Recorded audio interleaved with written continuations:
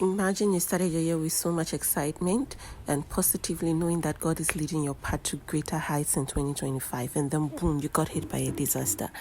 Your entire house get flooded, you lose everything, like literally everything. And you know that you had to start your life afresh, and then you ask God, why me? My house got flooded to an extent where we couldn't collect the water from the room, so we had to break the wall for the water to come out. I moved into a friend's place, and then, I overstayed a welcome. This was me crying that God, get me a place. I had to move out. So I got this place that I had to stay, and this was the room I was living in temporarily. I was broken. I was shattered. This is me the very first time I picked myself up back to work. I got back to work. I stayed in that place for like a month. Yeah. And I realized God was telling me I had to move out. I couldn't stay. So I moved back home, and that was me and my mom. There, my friend from Denmark visited Ghana, and he was like, "Shoo, you've gone through a lot. Let me take you out." And that was the first time I went out. This was somewhere in August.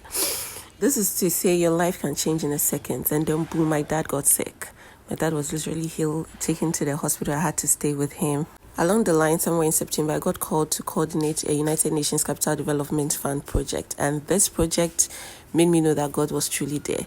Along the line, I had to sit in for my exam. So remember, I was juggling work, school, life, disaster, exams, everything all together. It was just so overwhelming. I just didn't know where life was turning me to, but I just held on to faith. I just knew that God was in alignment.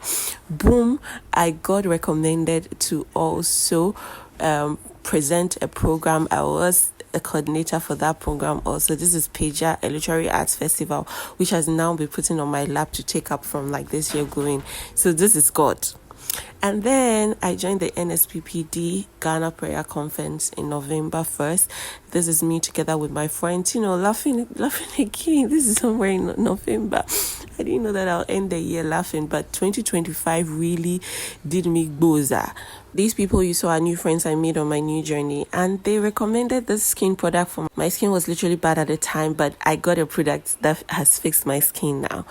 I got to be on the media space for a financial literacy program also. This was in November. And then I joined the Global Entrepreneurship Festival. I was a volunteer. This was also in November.